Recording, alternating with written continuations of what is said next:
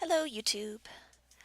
Okay, so this is the first video I'm posting to this channel that's been client work, so something I was drawing directly on commission for someone else.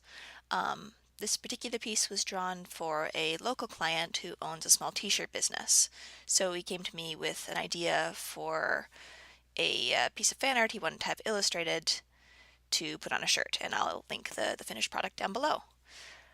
So because I'm illustrating a client's idea here, I started with a very, very rough sketch, a lot rougher than I'd usually do for something I was drawing for myself. I tend to go through this extra step anytime I've got a commission that illustrates a scene, because it gives me a chance to make sure I'm on the same page as the client with very little investment.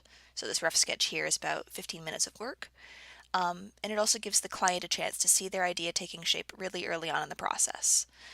This way, if the sketch isn't matching the client's vision, I can make huge changes to it, or I can even just scrap the whole thing altogether without really wasting any of our time. And then once the initial sketch is approved, I can just go on to making another layer over top of it, and I can clean it up into something that's going to be a little bit easier to ink afterwards. So this particular commission actually went very smoothly. The client had an excellent idea what he wanted right from the beginning, and I mostly nailed it on the first try, which was really nice. So the rest of the process was just about keeping the characters dynamic and then translating these very, very complex, beautiful character designs from the Magic the Gathering universe into these tiny, silly chibis, which are what I'm drawing here. Which, fortunately, is kind of one of my favorite things to do in art, so this was actually a lot of fun. Now, I haven't personally played Magic the Gathering for many, many years, and I was only ever a little tiny bit into the lore, like I read one of the books. So I was relying very heavily on the client's understanding of the characters to get this particular picture right. One of the things I always ask at the beginning of a commission is details about the subject's personality. That's whether I'm chipifying a real person or whether I'm illustrating a character like I am here, because that really helps make the picture more of a dynamic illustration rather than just sort of a stylized copy of the references I'm seeing. So the more I know about the characters that I'm drawing rather than just their designs, generally the better a picture I end up producing at the end. So yeah, I definitely find that personality references or sort of pose ideas are just as important to a commission process as actually getting a really clear visual reference of what the character is supposed to look like, or the person if I'm drawing something from a photo of a real person.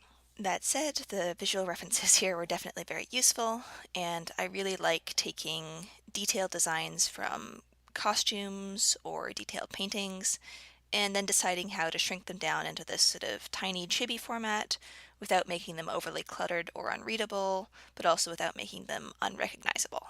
So one of the major differences between drawing for myself or drawing for a client is that when I'm drawing for someone else, I'm taking a break between each step. When I'm finishing the sketches and then the line art and then the flat colors and then the finished picture, I'm always taking a break, saving off a copy of the image, and then sending it to my client for approval so they can ask me for changes if they see anything that's not happening the way they want it to happen. So that means that if I'm working for myself, I'm usually drawing something like this over the span of a couple of hours, maybe with a quick break in the middle to get up and stretch. Whereas if I'm drawing the same kind of piece for a client, it's usually taking place over a period of several days, or even several weeks, depending on how quickly they're able to get back to me or how many little change iterations I have to go through. Anyway, so that's my long-winded excuse for actually completely forgetting to stop and film the flat coloring step of this piece, which is coming up in like another minute or so. Fortunately, as bits to watch go, I think that's probably the most boring, so you really didn't miss a lot in this video because of that, and it means it'll be like a minute shorter, which is kind of nice. That can also change my decisions on where to use placeholder colors or placeholder layers, because I'm not just trying to draw something for myself where I know exactly where everything's supposed to go because I was the one who decided to put it there, but it means that even the unfinished picture needs to be fairly clearly readable by someone who's not the person drawing it.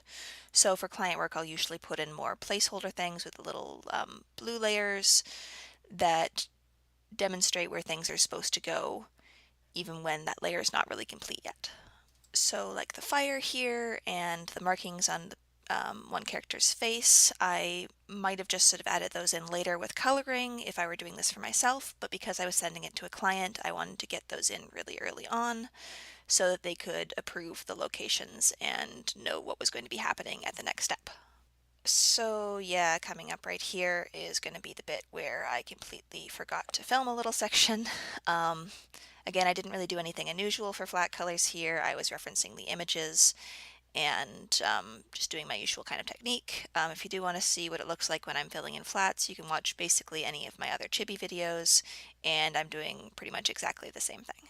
So I stuck to a more cel-shaded approach than normal for the shading on this piece because I thought it would look just a little bit cleaner when it was being printed on t-shirts. And then I used just a little tiny bit of a more softer painterly kind of glow to emphasize the burny fire lighting on the characters.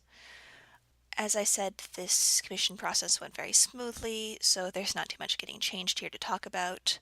But if you would like a video that goes into more detail about commissions, either as how to ask for one as a client or how to take them as an artist, please let me know down in the comments, and that might be something I look into filming in the future. So yeah, that about wraps it up for this piece. Thank you so much for watching, and if you enjoyed this video, please consider hitting the subscribe button if you'd like to see more. I'm trying to put out a new video every week, and if you've got suggestions for things you'd really like to see, please definitely leave them in the comments below. So thank you so much for watching, and I hope to see you around.